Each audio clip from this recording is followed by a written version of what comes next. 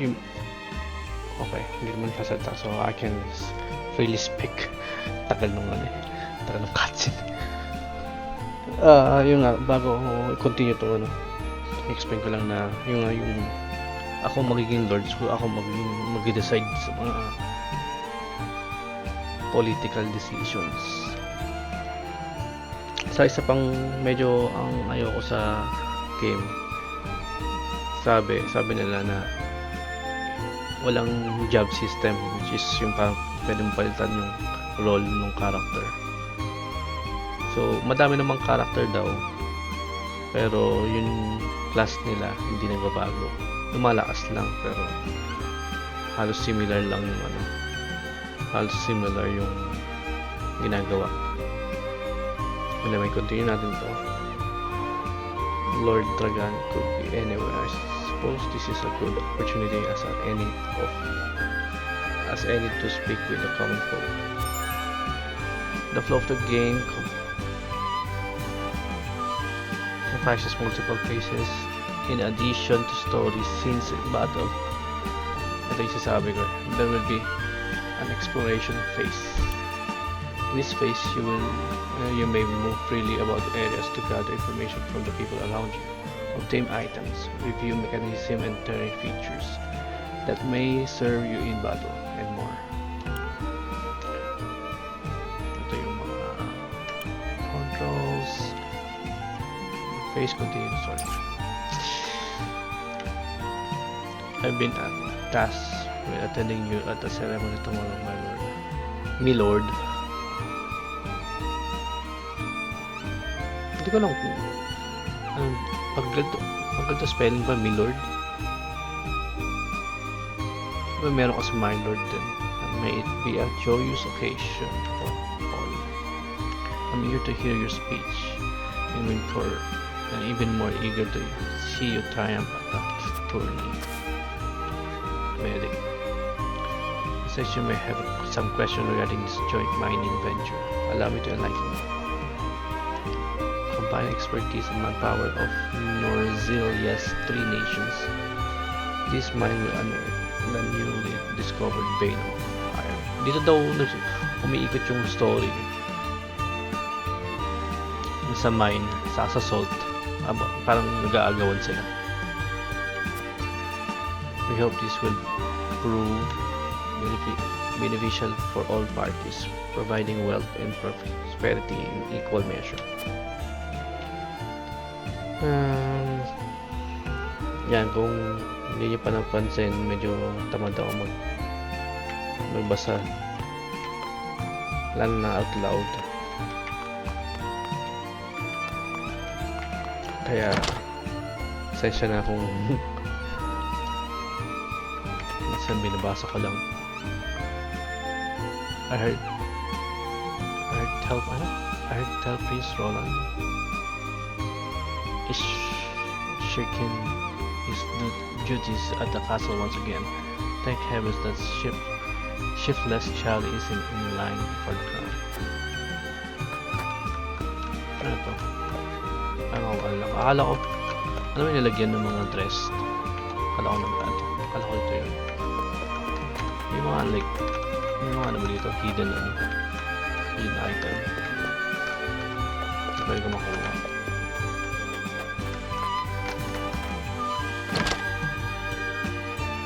Okay, so Final Fantasy Tactics, walang ganito. Walang freedom na maglaan-daan. Diretso story lang, diretso laban lang. Which is yung hidden item, sabi ko. Which is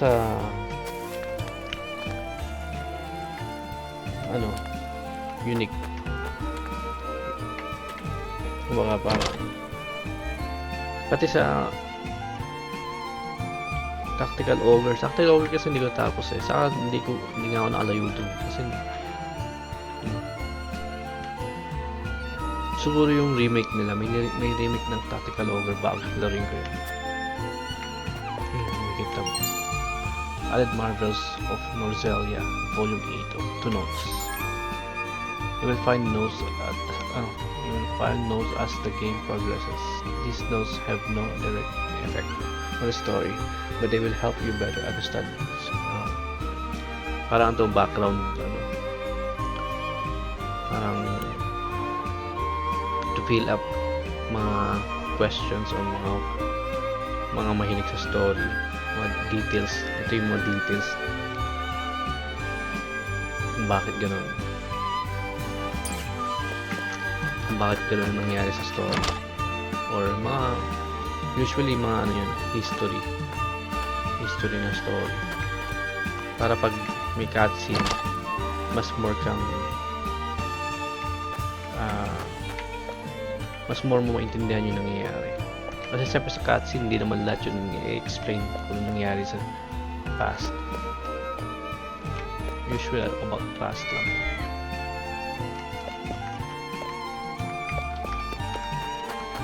Okay.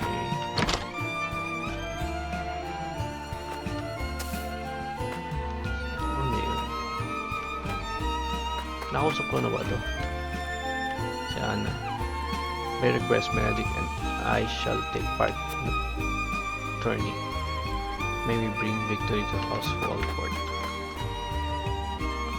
To see the peace we enjoy now, one would never think that but 30 years ago our realm was engulfed in war.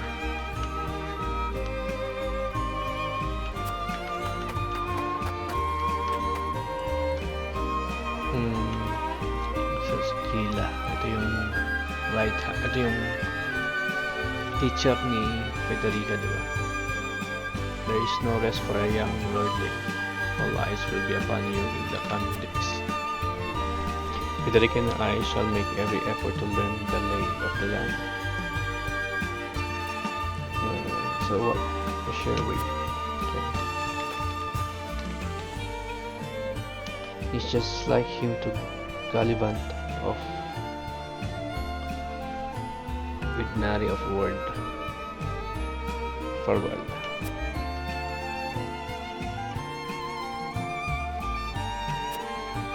Oh, okay. Hindi ko gano'n nabasa yung sinabi niya. Okay. To know a town, you must take time to relish her company. That's what. Ito. Okay, by the way, buti na lang nagkaroon nito. Research ko na parehong, kumbaga, diba may tatlong conviction. Let's call it red conviction. Ito nasa taas, ito nasa gitna blue, nasa baba yellow. So parang kumbaga hindi nagbabago yung pattern niya, hindi nag-mix up na dito sa taas yung yellow, yung red. Yung conviction hindi ko pa clearly naiintindihan baka something about kung sinong kakampihan mo na nation. Di ba may tatlong nation? Anyway, basahin natin natin. To know a town, you must take time to relish her company. That's what Erador told me in perhaps more colorful words. It is the port at the center of commerce. Since the way niya i-explain tong town. A town built on taxes, but not at the expense of fair trade. Okay. Walford is nested safely behind the castle walls. It is a town of peace, at peace, and sets as example for the rest of the kingdom. Kaya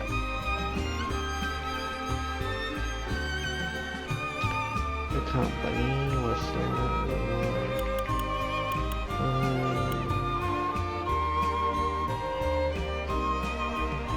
ito lang. So, ito ang pipiliin ko.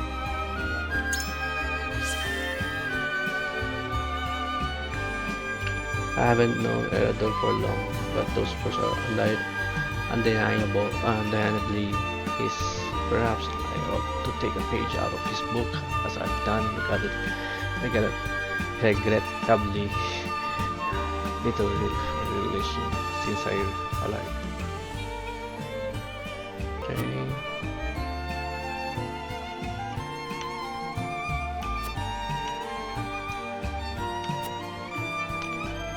You're giving me match to this hitter. Baka pag green, ibig sabihin may dagdag sa conviction. May green na mark na ganyan.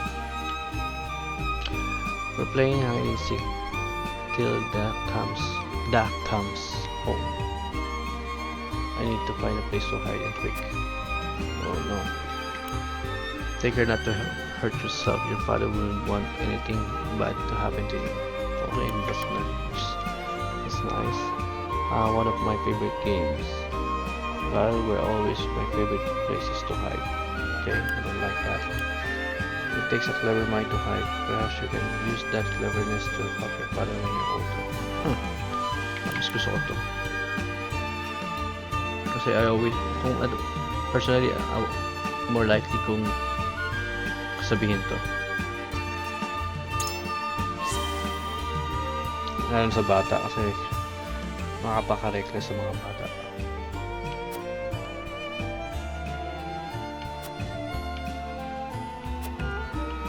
Okay.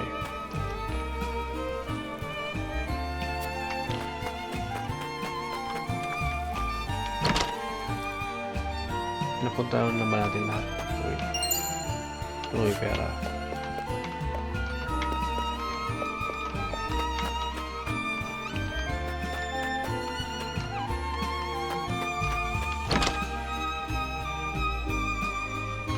Okay, napunta doon ah.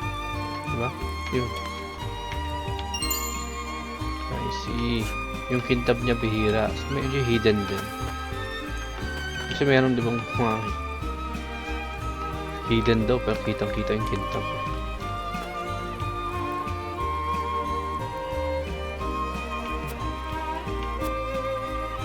Sino to? Kala ko special character. Ito si Dragon. This town is prosperous.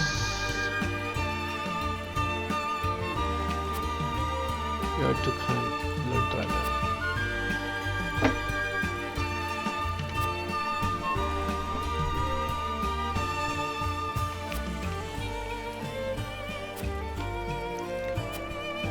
Oh, ba't dalawa kukunin ko lang siya? Ba't hindi niya pinansin? Check mo natin mga bahay. Baka meron tayong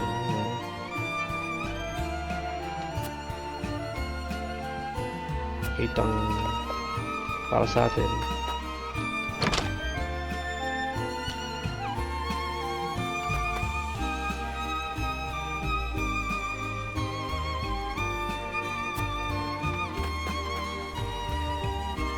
Pero doon.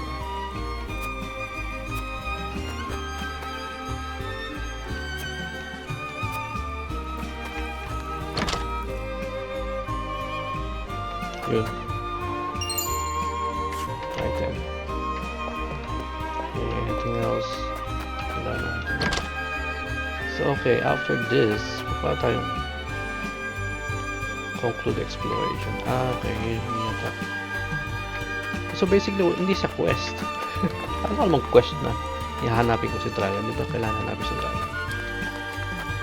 So next, I think we can conclude. May nakitang mga itak dito. Yun.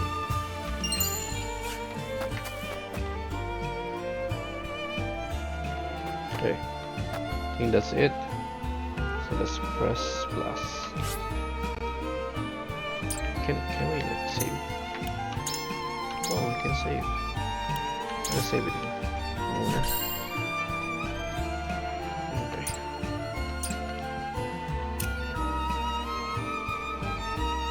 Okay. Let's conclude. The banquet will begin soon. Lord Dragon and I had best not arrive late. Hindi mo siya in-invite eh. Nausap mo lang siya.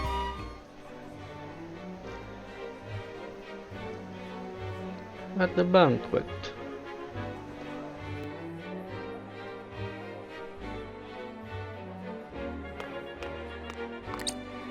I thank you for your hospitality today, Lord Serenoa. Think nothing of it. Did you enjoy the city, Lord Dragan? Quite. Its people are full of life and love for their lord. That says all I need to know about House Wolfort. You honor us with your words. I am only being frank. Frederica is the sister of the Archduke, after all, and my cousin besides. I would not see her marry into an unworthy house. Suffice to say, my expectations were exceeded. I have heard much of your ingenious contributions to the mining efforts. I sense prosperous days are ahead of us. As do I. Finally, our nations enter into an age unfettered by war. With Esfrost's iron, Hyzan's salt, and Glenbrook's mediation, there is no limit to what we can achieve. We must regard each other as equals, and forge mutually beneficial relationships. I sense skepticism in your words, Lord Dragan. Do you mean to imply our relations are not already mutually beneficial? I need not imply anything. The salt tax you claim makes my case more than clear. Bold words from one so young. Is that how peers speak to one another? Perhaps the young ones, yes. What do you think, Lord Serenoa? Dissatisfaction with the salt tax was one cause of the war, was it not? Salt is a divine boon, a gift from the goddess to her true believers. This is the foundation of the teachings that guide us in Hyzant. By allying with Esfrost, do you mean to gainsay our most fundamental beliefs? Of course not, Minister. We understand that the source is Norzelia's sole supply of salt. And we would not deny that it is the Holy State's right to harvest and tax it as you see fit. Thank you for acknowledging that. Though it strikes me that your words are measured. You needn't be so non-committal, Lord Serenoa. It is only reasonable that the three of us have differing opinions on the matter. However, that is all the more reason for us to be open to frank discussion. Honored guests, pray forgive my son. We of House Wolfort are but simple warriors. I'm afraid matters of finance and politics do not come to us naturally. This, however, I can say. We will fight injustice and tyranny wheresoever it may be. Of course, we do not enjoy conflict. Still, we will not hesitate to defend our land and our people should the need arise. No matter how mighty the threat, we will fight for home and kingdom. Yes, Lord Simone. Of that we are keenly aware. I apologize if I spoke out of turn. But the fact remains that as every winter passes, the tension between our nations grows, and salt is the cause. The common folk have all but forgotten its taste. I simply want to ease their suffering. The ministry I oversee is committed to the preservation of life. I personally believe that salt should not be a luxury reserved for the privileged few. All those who live require it, not just those lucky enough to be born within the borders of our holy state. You agree with me, then? How I feel matters little. In Hyzant, the word of the goddess, as conveyed to us from the lips of the Hierophant, is absolute. But perhaps this joint mining venture of yours may lead to the change you seek. Indeed, we must set our gazes to the future. All of us. I expect you will be the ones to usher us into a new era. Yes, Father.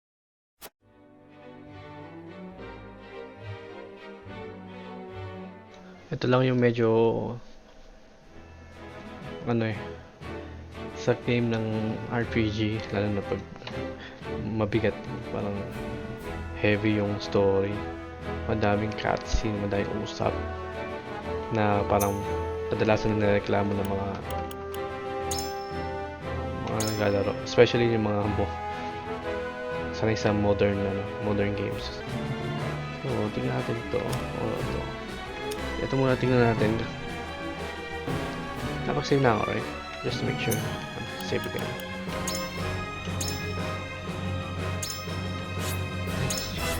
Kinda wanna battle. Ano laban? Ano?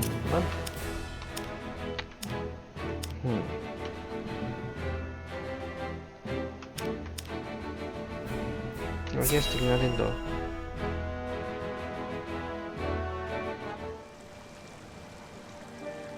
Father spoke not a single word to me today. Before long, I fear I might forget the sound of his voice. Please, sister, you weep and wail like a common girl. Show some composure. Father has a kingdom to rule, a kingdom engaged in a historic endeavor. He has more important duties than to pamper a spoiled child. Yes, of course, brother. You speak as if Father's duties include anything more than licking the boots of these dignitaries. It is inconceivable he cannot spare the time to break bread with his daughter. You speak out of insolence and ignorance, Roland. I speak only the truth. He leaves all the cumbersome tasks to the Wolforts and Minister Patriot. A king's word is to be obeyed. And what of his subjects?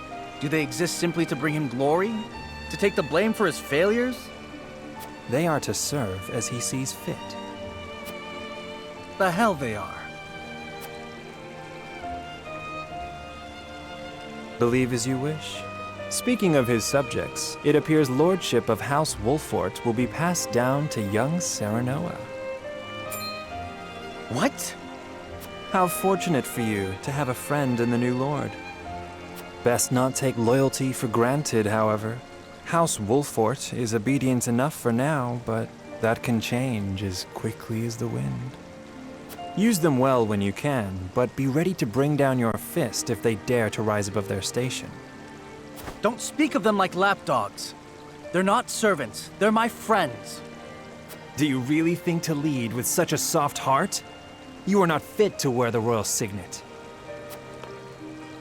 Stop this fighting at once. You frighten me. Enough of this. Where are you going, brother? To train with Sir Maxwell. I would clear my head.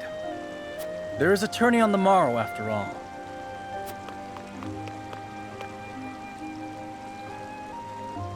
Brother!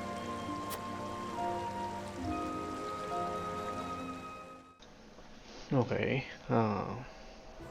Is that it? Ano ba? I yield.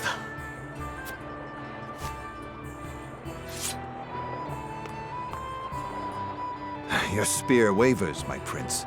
Something weighs on your mind. You've always been able to see through me. It's no great feat. Your heart lies ever on your sleeve. Do I hear disapproval in your voice? Not exactly, my prince. It can be a weakness, yes, but it can also be your strength. After all, sometimes a direct strike is most effective at piercing a formidable defense. I will take those words to heart, Sir Maxwell. Thank you for today. The pleasure was mine. I expect a good fight from you tomorrow. In the final match, no doubt. I take the field with House Wolfort. Together, I have no doubt we can emerge triumphant. Ah, that would explain your improvement. Young Serenoa is a worthy training partner. Even so, I have no doubt you've held your own against him. Tomorrow you shall show the realm what I already know. That you are a warrior worthy of your family's legacy. Sir Maxwell, Sometimes I wish I wasn't a prince. Sometimes I wish I'd been born your son instead. Surely you jest, Your Highness. Your father is a great king, and an even greater man. It is an honor to serve him as I do. Apologies. I forget myself. I must have taken quite a blow. Anyhow, I suppose I should rest till the morrow. Be well, Sir Maxwell.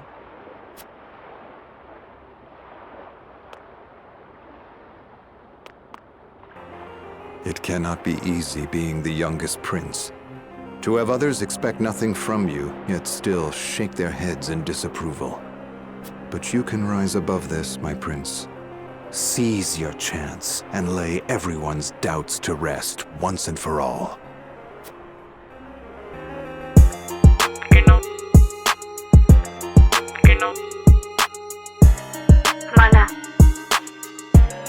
Mana.